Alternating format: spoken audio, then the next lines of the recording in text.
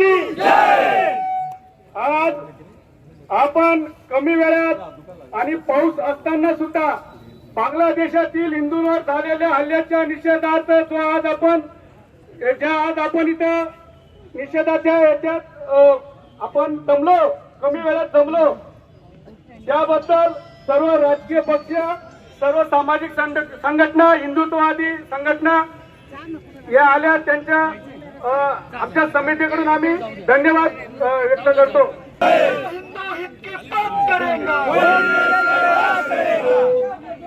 धर्म की जय भवानी. जो प्रकार बघितला त्या प्रकारावर चीड निर्माण झाल्याचा हा हिंदूंवर प्रसंग आलेला आहे. बांगलादेशात हिंदू समाजातील माता भगिनींवर झालेला अन्याय, अमानुषपणे झालेला बलात्कार, त्या विरोधात आज निषेध आंदोलन म्हटलं तरी चालेल. मालेगाव शहर, मालेगाव तालुका हा कडकडीत बंदचे हाक मालेगाव शहरातील सर्व सामाजिक संघटना, सर्व हिंदुत्ववादी संघटना आणि सर्व राजकीय पक्षांनी आज दिली होती. त्या अनुषंगाने मालेगाव शहर आज कडकडीत बंद आहे आणि हा बंद हा एक तमाचा आहे त्या आंतरराष्ट्रीय सुडाला. हो, आंतरराष्ट्रीय सुडाला. कारण बांगलादेशात जे हिंदू राहत होते, बांगलादेशाच्या पंतप्रधान शेख हसीना वाजेद यांची भारताशी सलगी, भारताशी असलेलं प्रेम कुठेतरी आंतरराष्ट्रीय लेवलला चायना असेल, पाकिस्तान असेल, अमेरिका असेल यांना ते सलत होतं. म्हणून बांगलादेशात ही हिंदू विरोधी मुवमेंट चालू केली. हिंदू विरोधीच का? कारण भारत हा हिंदू बहुसंख्य हिंदू राष्ट्र असल्यामुळे ही मुवमेंट चालवण्यात आली आणि त्या ठिकाणी असलेल्या हिंदूवरील अत्याचार हा फक्त हिंदूवरील अत्याचार नसून हा भारतावर असलेला घाला आहे. त्यामुळे आजच्या बंदमध्ये फक्त हिंदू नव्हे तर प्रत्येक भारतीय हा सामील होईल आणि मालेगाव शहरात या बंद हा कडकडीत यशस्वी होईल.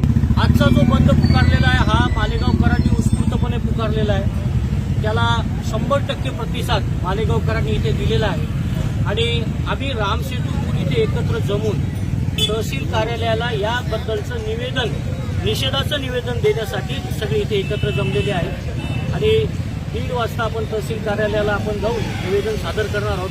मागणी एकच आहे, त्या ठिकाणी असणारा अल्पसंख्याक समाज, बांगलादेशामध्ये हिंदू असतील, शीख असतील, ख्रिश्चन असतील, त्या सगळं अल्पसंख्याक समाज तिथे आहे.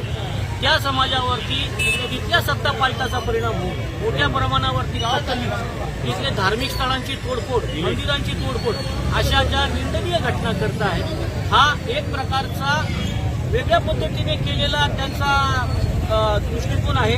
हा दृष्टिकोन कुठल्याही प्रकारामध्ये सहन केला जाणार नाही.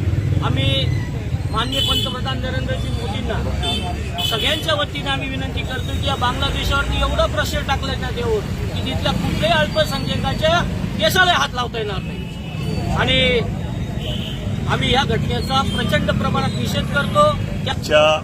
मालेगाव बंदची जी घोषणा देण्यात आलेली, मालेगाव बंदची हा की देण्यामागचा उद्देशच आमचा आहे की पूर्ण जगामध्ये जे हिंदू आहेत ते हिंदू कुठंतरी अल्पसंख्याक पूर्ण जगामध्ये आणि जिहादी लोकांनी तिथं बांगलादेशामध्ये जे छात्र संघटनेचं आंदोलन होतं, तर 15 दिवसानंतर ते छात्र संघटनेचं आंदोलन, हिंदूंच्या कत्ली, त्याच्यानंतर हिंदू मंदिरं तसेच स्मशानभूमी जिथं अंतिम सत्य ते सुद्धा तोडण्यात आलेले आणि तिथं जिहादी पाकिस्तान पुरस्कृत जे सरकार बसवलेले, अमेरिकेने ज्याला शांतीचा नोबेल पुरस्कार दिलेला आहे, तो सत्यामध्ये बसल्यानंतर तिथे त्या रोहिंग्याचं पुनर्वसन करतोय, त्याचाही आम्ही जाहीर निषेध व्यक्त करतो. परंतु 15 दिवसापासून अमानुष हिंदूंवर होणारा जो अत्याचार आहे त्याच्याबद्दल त्या मोहम्मद युनूसनी एक शब्द बोलला नाही.